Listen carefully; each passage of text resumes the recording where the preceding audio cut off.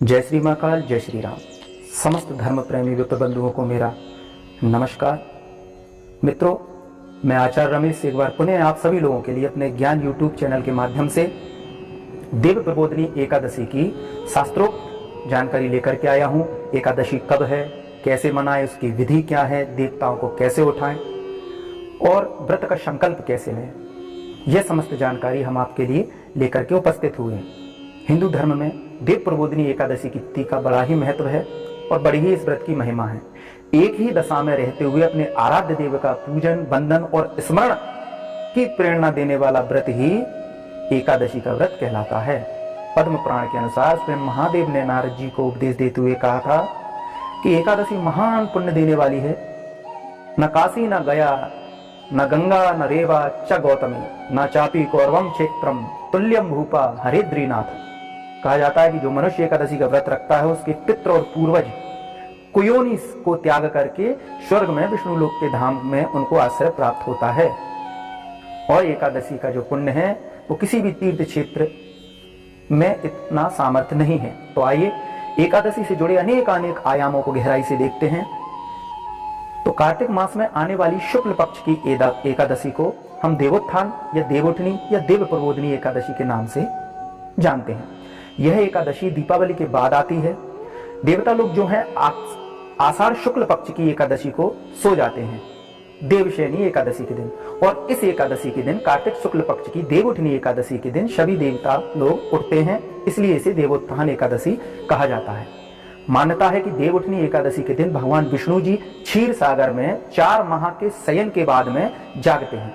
भगवान विष्णु के शयन काल के 4 मास में विवाह आदि जो मांगलिक कर्म होते हैं वे सभी बंद हो जाते हैं एवं उनके उठने के पश्चात ही आज देव प्रबोधिनी एकादशी से ही सभी मांगलिक कार्य शुरू होते हैं। साथ ही इस दिन तुलसी का विवाह भी किया जाता है।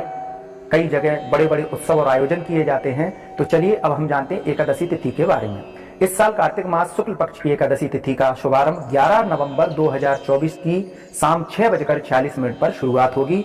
वहीं इस एकादशी तिथि का समापन 12 नवंबर 2024 को सायं 4:05 पर इसका समापन होगा। इसलिए उदया तिथि के अनुसार इस एकादशी का व्रत मंगलवार 12 नवंबर को रहना ही श्रेष्ठकर होगा। और इस एकादशी का पारण का मुहूर्त 13 नवंबर 6:35 से 8:46 तक प्रातःकाल 2 घंटे 11 मिनट तक ही रहेगा। इसलिए इन 2 घंटों के मध्य में आप भगवान के इस व्रत का पारण अवश्य कर लें और व्रत खोलते समय यह बोले कि हे प्रभु, एकादशी का व्रत करने और द्वादशी का व्रत खोलने से मुझे जो पुण्य प्राप्त हुआ है उससे हे केशव, हे माधव भगवान आप प्रसन्न होइए। इस तरह से अपना संकल्प भगवान को अर्पण कर दें।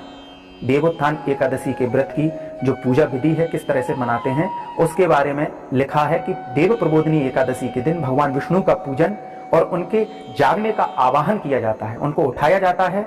इस दिन होने वाले धार्मिक कर्म इस प्रकार से हमको करना चाहिए।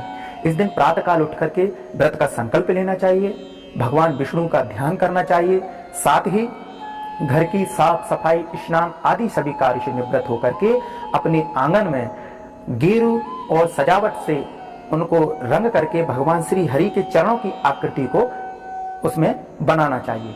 और एक ओखली में बेर, मिठाई, सिंघाड़े, ऋतुफल, गन्ना, ये सभी ऋतु की सामग्रियां उसमें रख करके और उन चिन्हों को भी डलिया से ढक देना चाहिए। इस दिन रात्रि में अपने घरों के बाहर, पूजा स्थलों में, सभी देव स्थानों पर सुंदर दीपक जलाना चाहिए। रात्रि के समय सभी परिवार के सभी सदस्यों को भगवान विष्णु समेत अपने कुल देवी देवताओं का और अन्य सभी देवी देवताओं का पूजन इत्यादि भी करना चाहिए।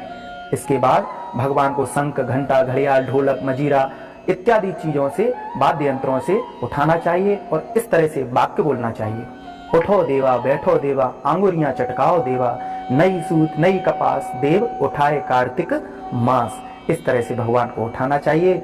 और कई जगह तो तुलसी विवाह भी होता है और ये शास्त्रोक्त भी है। इस दिन भगवान का तुलसी विवाह भी आयोजन किया जाता है। तुलसी के वृक्ष को शालिग्राम के साथ सामान्य विवाह की तरह पूरी धूमधाम से इनकी शादी की जाती है। क्योंकि तुलसी को विष्णु प्रिया भी कहा गया है, इसलिए जब भी देवता लोग जागते हैं तो सबसे पहले वह अपने प्रिय तुलसी की प्रार्थना सुनते हैं तो तुलसी विवाह का सीधा अर्थ है तुलसी के माध्यम से भगवान का आवाहन करना। शास्त्रों में यह कहा गया है कि जिन दंपतियों के यहाँ कन्याएं नहीं होती हैं वह जीवन में एक बार तुलसी का विवाह करके कन्यादान का पुण्य अवश्य प्राप्त करें। तो चलिए अब हम देव प्रबोधिनी एकादशी की पौराणिक कथा का श्रवण पान करते हैं।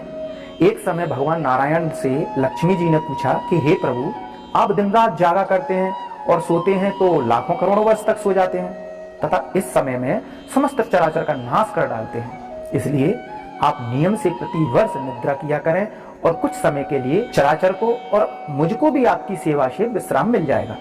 लक्ष्मी जी की बात सुनकर नारायण जी मुस्कुराए और बोले, देवी बात तो आपने बहुत ही अनुकूल कही है। तो देवी तुमने ठीक कहा, मेरे जागने से सब देवों और खासकर तुमको कष्ट होता है, इसलिए तुम्हें मेरी वजह से जरा भी अवकाश नहीं मिलता। अतः तुम्हारे कथन के अनुसार आज से मैं प्रतिवर्ष 4 मास वर्षा ऋतु में शयन किया करूंगा और देवसैनी को भगवान सो जाते हैं, उस समय तुमको और देवगणों को अवकाश होगा विश्राम करने के लिए और प्रलयकालीन महानिद्रा कहलाएगी यह मेरी शयन प्रक्रिया।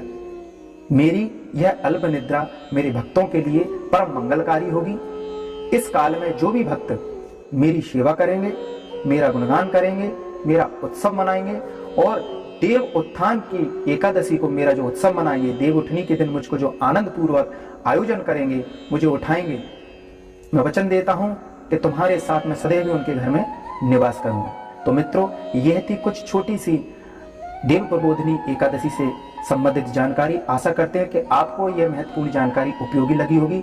यदि यह जानकारी आपको उपयोगी लगे तो इसे आगे भी प्रेषित करें। मिलते हैं अगले बार एक नए वीडियो के साथ। तब तक के लिए जय श्री महाकाल, श्री हरिहर।